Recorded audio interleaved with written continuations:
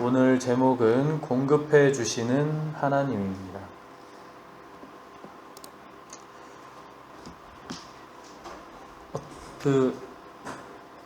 누군지 알겠어요? 이 파란색 쪽은, 파란색 에너지 쪽은 백설공주랑 신데렐라고, 그리고 옆에 빨간색 에너지 쪽은 콩지랑 심청이.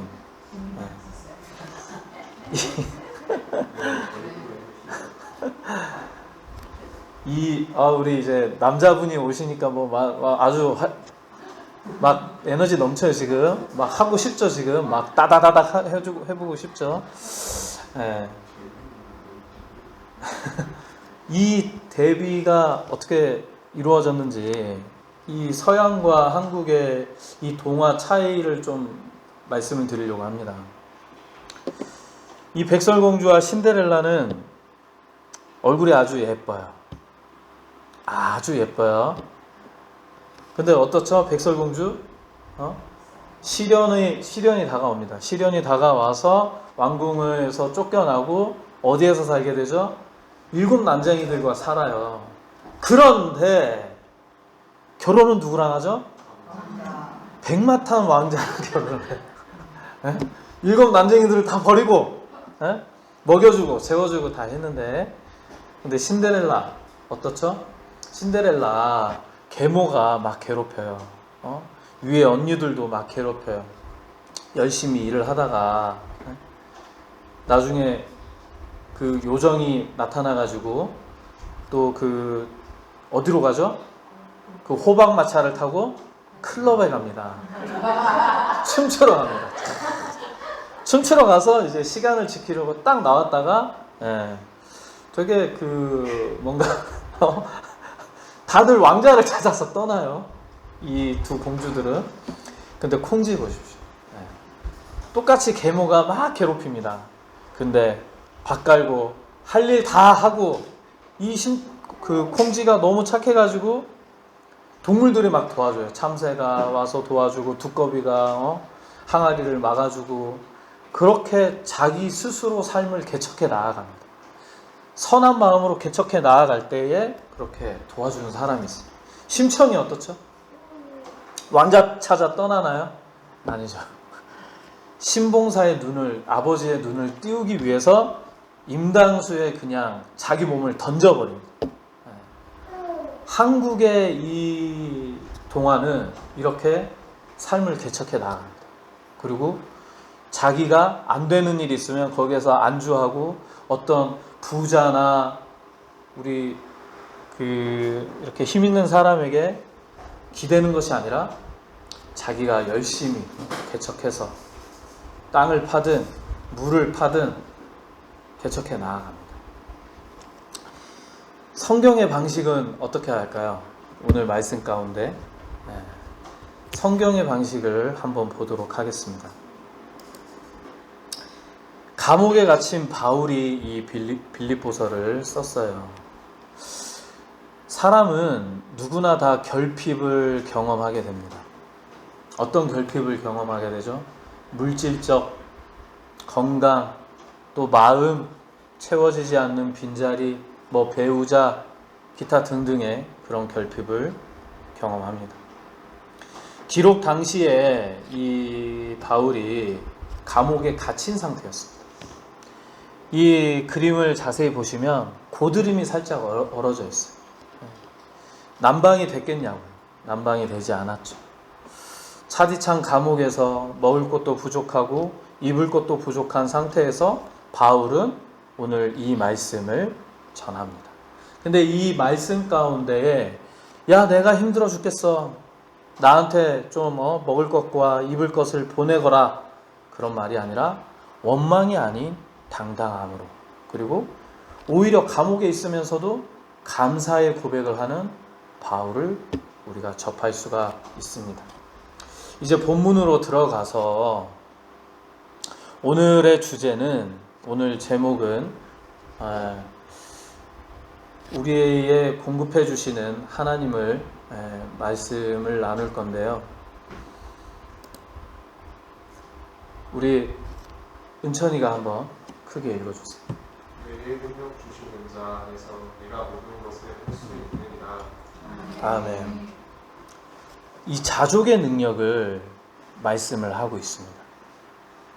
마치 콩지와 심청이처럼. 공급의 복을 누리는 비결은 바로 자족의 능력에 있습니다. 사람들이 흔히들 오늘 이 13절 9절을 오해를 하고 있는 것들이 있는데, 사람들이 하나님한테 기도를 하면 하나님께서 무엇이든 다 채워주실 거라고 믿고 있어요. 무엇이든 성취할 수 있다. 마치, 그러니까 이 말을 어떤 식으로 오해하냐면, 램프의 지니, 알라딘에 나오는 램프의 지니처럼 막 문질러가지고 지니가 뻥 튀어나옵니다. 그러면 소원을 이루어주는 지니처럼, 나 무엇이 필요해? 이거 내게 생길 수 있도록 능력을 줘. 그렇게 얘기한다라는 거죠. 우리가 하나님이 주시는 복은 물질에 그치지 않습니다. 물질에도 당연히 물질의 복도 주시지만, 물질에만 갇혀져 있는 그런 하찮은 복이 아니라는 거죠. 하나님의 복은 환경을 초월하는 복에 있습니다. 즉, 물질은 내가 물질에만 그 중심에 있다라면 물질이 풍족할 때는 감사할 수 있어요. 그러나 물질이 없을 때에는 감사할 수 없게 되는 거죠. 근데 하나님의 복은 환경을 초월을 한다고 말씀을 드렸잖아요. 부족할 때에도 내 삶을 붙드시는 하나님을 보고 그분만을 바라보며 만족할 수 있는 상태를 만드는 것입니다. 즉, 비워진 상태에도 내가 감사할 수 있고, 또 채워져 있으면 채워져 있는 상태로도 감사할 수 있는 복이 바로 환경을 초월하는 하나님의 복에 있습니다. 이것이 바로 바울이 고백한 모든 것을 할 수 있는 능력이에요. 주님 안에 거할 때에 환경의 노예가 되지 않고 상황을 다스리는 자족의 복을 누리시길 소망합니다. 두 번째로는 한 번 더, 내게는 모든 것이 있고 또 풍부한지라 내가 부르짖고 편에 너희가 준 것을 받음으로 내가 풍족하니 이는 받으실 만한 흥미로운 제목이요 하나님을 기쁘시게 하는 것이라. 아멘. 두 번째로는 채우심을 경험하는 통로, 그 통로가 선교와 나눔의 영역입니다. 동역입니다. 여러분들 교회 나오면 헌금 하시잖아요. 우리 오르난 500도 헌금을 하고, 이제 나중에 이소리도 크게 되면 아마 엄마가 주일학교 가면 1,000원을 지어주든 500원을 지어주든 뭘 하겠죠. 근데 많은 사람들이 이 헌금에 대한 것도 오해를 하고 있습니다. 헌금을 왜 해야 되죠? 당연히 해야 되나요? 아니면 교회 오니까 예의상 해야 되나요?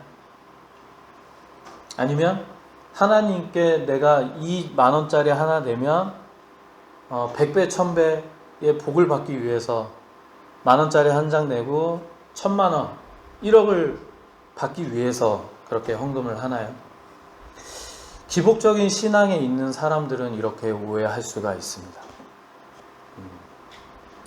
바울의 고백에 의하면 바울은 못할 것이 없는 사람이라고 얘기하고 있어요. 그리고 부족한 것이, 모든 것이 부족함이 없는 사람이라고 고백하고 있습니다. 아까 보셨듯이 감옥에 갇힌 사람이 이런 말을 하는 게 어색하지 않습니까? 세상 사람들의 눈에 보면 바울은 아주 못난 사람, 죄인인 사람, 그런 사람으로 보일 수가 있겠죠.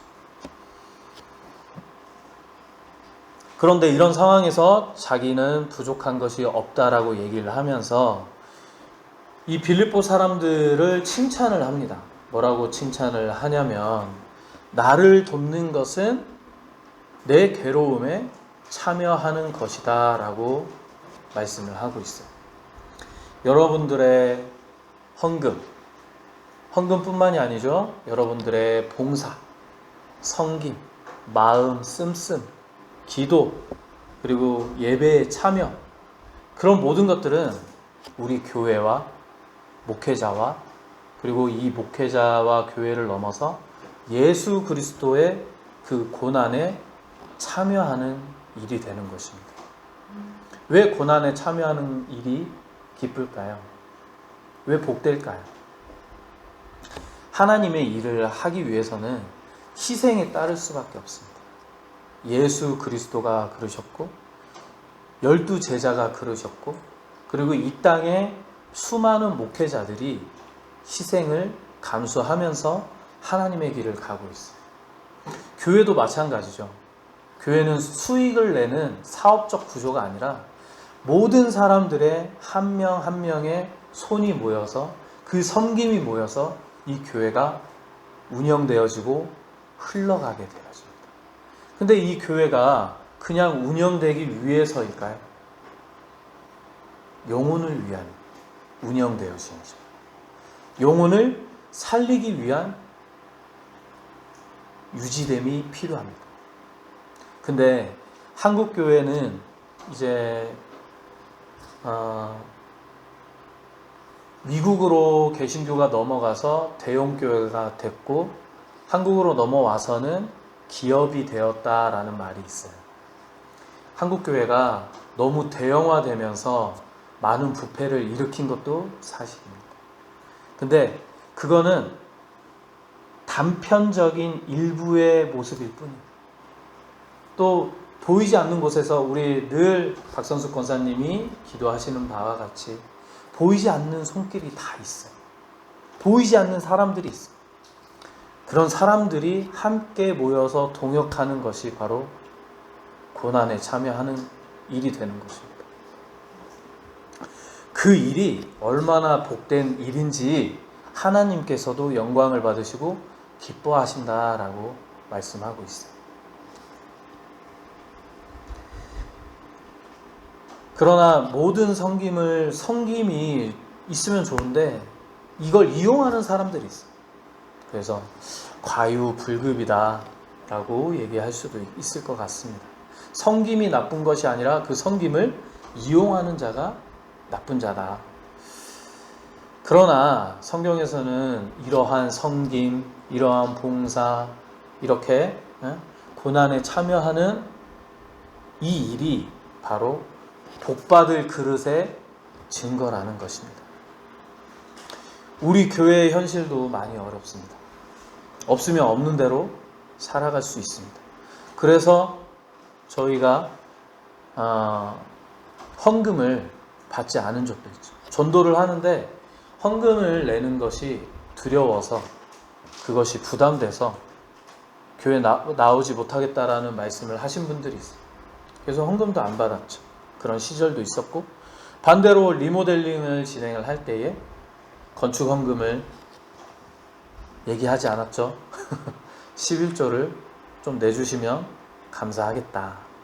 그렇게 말씀을 드렸습니다.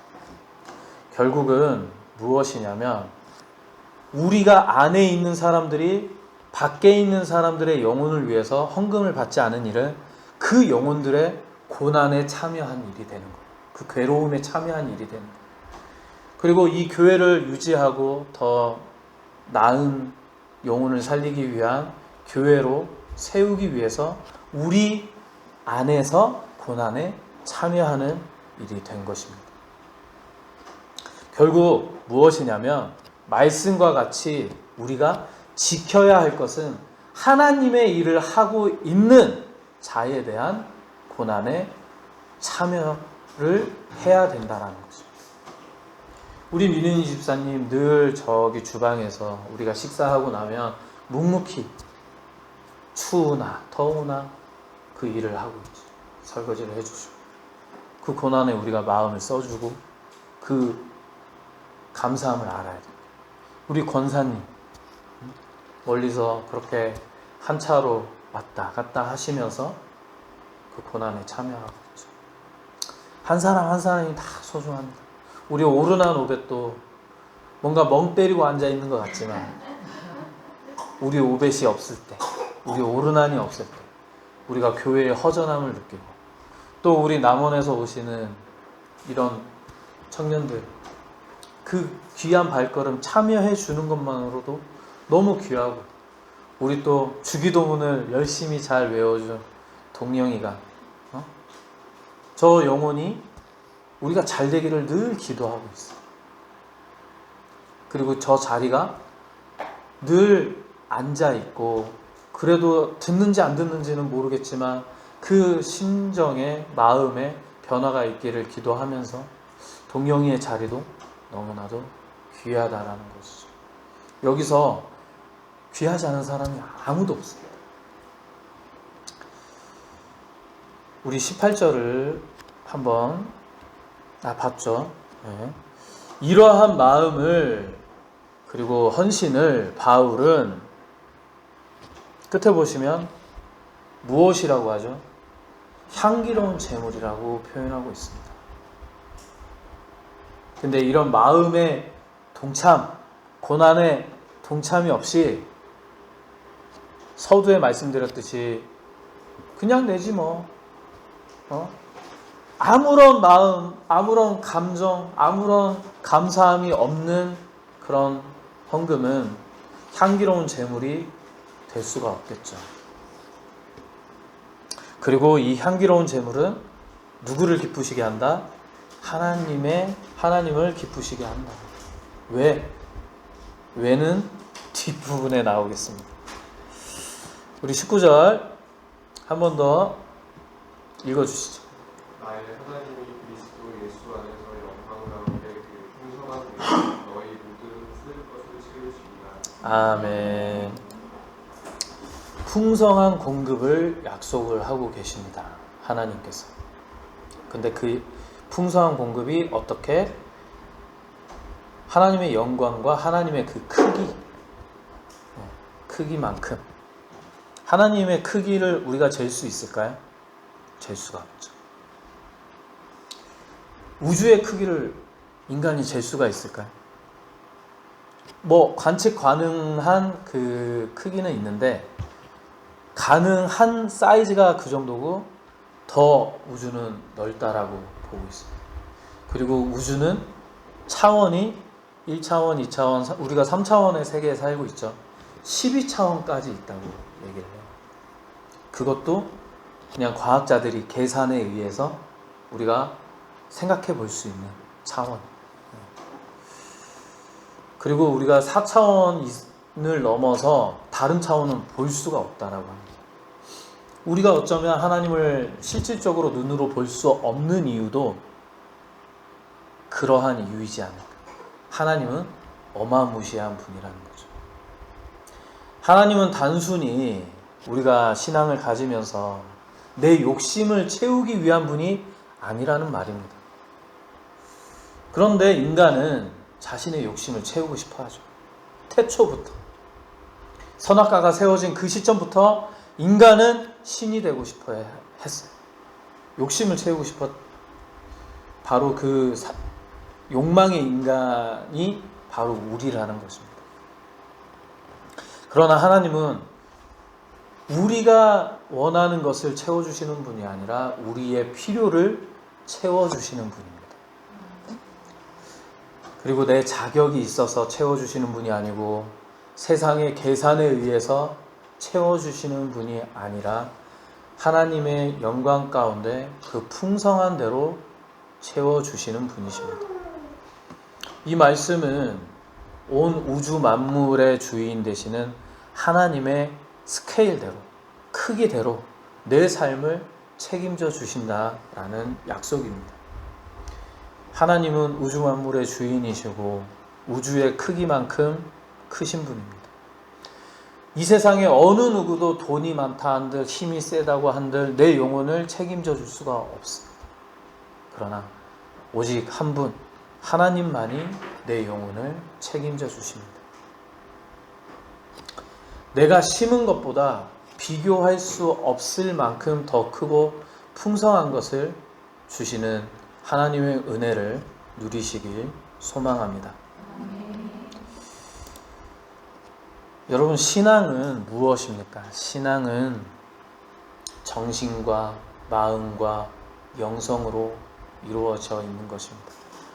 제가 지난주에도 또 종종 흔히 예화를 드는 구절이 있죠. 잠언 11장 24절, 흩어 구제하여도 더욱 부하게 되는 일이 있나니 과도히 아껴도 가난하게 될 뿐이니라. 아멘. 오늘 말씀을 나누었듯이 하나님은 계속해서 공급해 주시고 채워 주신다라고 얘기를 하고 있어요. 그럼에도 불구하고 우리는 물질의 그 채워짐을 벗어날 수가 없습니다. 근데 하나님은 그뿐만이 아니라고 계속 또 얘기하고 있어요. 신앙을 하나님은 채워주신다고 저는 믿고 있습니다. 그 신앙이 무엇으로 이루어져 있더라고요? 정신과 마음과 영성. 이 정신과 마음과 영성, 이 신앙을 통틀어서 채워주신다라면 우리는 물질의 그 부족함에서 해방될 수 있는 것입니다. 기부자들이 있죠, 세상에. 많은 기부자들. 정신이 건강하고 마음이 풍요롭고 영성이 깊고 넓은 사람이라고 저는 생각이 듭니다. 김장훈이라는 가수 아시죠? 그 가수가 TV에 나와서 그런 얘기를 하더라고요. 지금 되게 김장훈 가수가 어려운데 다시 잘 살게 되면 기부를 할 거냐고 물어봤어요. 그랬더니 하겠다고, 그 기쁨을 무엇으로 표현할 수 없다라고 얘기를 하더라고요. 그 얼핏 알기로는 김장훈 씨가 지금까지 기부한 금액이 200억이 넘는다고 합니다. 어마어마한 사람이죠. 물질에 갇혀진 생각이 아니라 이 섬김과 도움에 있어서 정신을 풍족하게 하고 내 마음을 풍족하게 하고 내 영성을 풍족하게 하는 일이 되는 것입니다. 그리고 잠언 11장 25절은 구제를 좋아하는 자는 풍족하여질 것이요 남을 윤택하게 하는 자는 자기도 윤택하여지리라 라고 얘기를 하고 있습니다. 바로 그 김장훈 씨의 마음을 대변하고 있는 것이 아닌가 싶어요. 여러분들, 일일이 제가 거론을 해가면서 그런 섬김들을 아까 말씀을 나누었습니다. 여러분들, 남원에서 오시면서 어떤 마음을 가지셨나요? 마음이 풍족한 마음, 기쁜 마음이 들던가요? 이곳에 와서 몇 명 앉아있지 않지만 이 자리에 내가 지키고 있는 것만으로도 다른 사람들이 기쁨을 누리는 것에 마음의 풍족함을 느끼지 않습니까? 그런 겁니다. 내가 작은 일, 큰 일이 아니라 작은 일 하나 했을 뿐이지만 모두가 다 윤택해지고 그걸 바라볼 때에 돈으로 살 수 없는 내 마음과 정신을, 또 내 신앙을, 내 영성을 채워주시는, 그게 바로 성령의 힘이고 하나님의 힘입니다. 물질을 넘는 신앙, 즉 정신과 마음, 영성이 풍족해지는 경험을 누리십시오.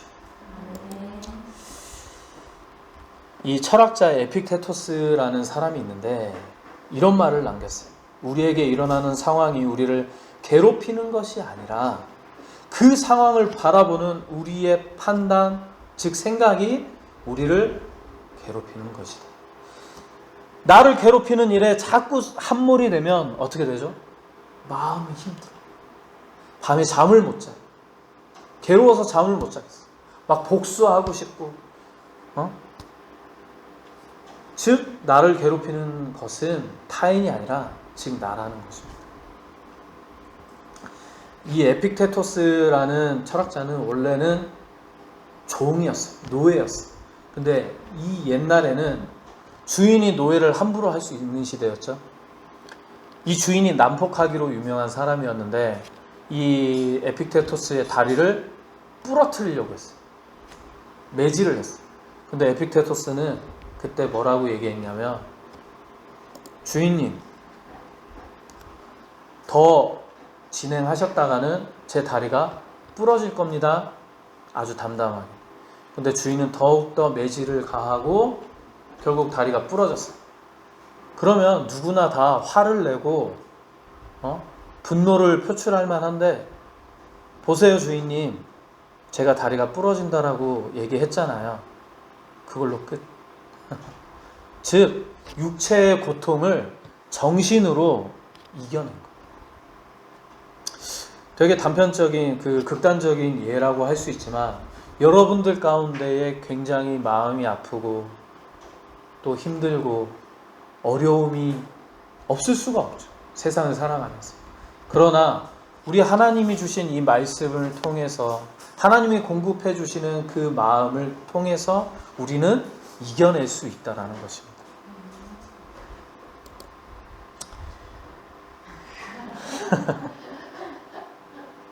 콩지와 심청이가 이겼습니다. 백설공주와 신데렐라는 결국 왕자를 만나서 그렇게 자기 삶을 확 변화시켰지만, 이 콩지와 심청이는 자기 힘으로, 선함으로 그 삶을 이겨냈다라는 거죠. 말씀을 나누어 보았습니다. 어떻죠? 백설공주의 이야기던가요? 아니죠. 바로 심청이와 콩지, 바로 우리들의 이야기입니다. 소크라테스, 플라톤, 아리스토텔레스, 고대의 많은 철학자들이 얘기한 것이 있어요. 이들이 많은 철학적 지식을 남겼고, 그리고 많은 제자들을 남겼습니다. 이들이 얘기하는 가장 추구해야 될 것은 무엇이냐면 바로 최고선입니다. 소크라테스는 인간이 가장 추구해야 될 것이 바로 선이라고 이야기를 했고, 플라톤은 이것을 이데아라고 얘기를 했고, 아리스토텔레스 역시 인간이 살아가는데 가장 이로운 것은 선이라고 했어요.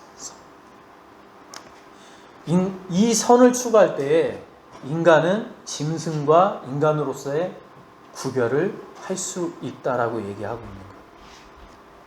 선을 나눌 때에 우리는 서로가 서로를 더 풍족하게 할 수 있는 환경을 만들어 주기 때문입니다. 하나님께서는 우리에게 샤넬백을 사주기 위해서, 그리고 좋은 아파트에 살게 하기 위해서 계신 분이 절대로 아닙니다. 우리 하나님께서 우리에게 가장 바라고 원하시는 것은 바로 하나님을 닮은 사랑, 그 사랑을 행하는 것, 그리고 이 사랑을 추구하는 것, 이렇게 사랑을 하며 살아가는 자에게 환경에 휘둘리지 않고 지배하는 능력을 주시고, 그리고 내 욕심을 내려놓을 때 내 마음에 풍요함을 부어주시고, 그리고 지배하는, 환경에 휘둘리지 않고 환경을 오히려 지배하는 능력을 주시는 분. 내 영성이 주님을 향해 닮아갈 때에, 그리고 이 땅에서 절대로 주어질 수 없는 영생의 복까지 주시는 분이 바로 하나님이십니다. 하나님 아버지의 공급함으로, 그리고 그 신뢰함으로 염려를 기도로 바꾸어 날마다 풍성한 체험을 경험하는 저와 여러분들 되시길 간절히 소망합니다.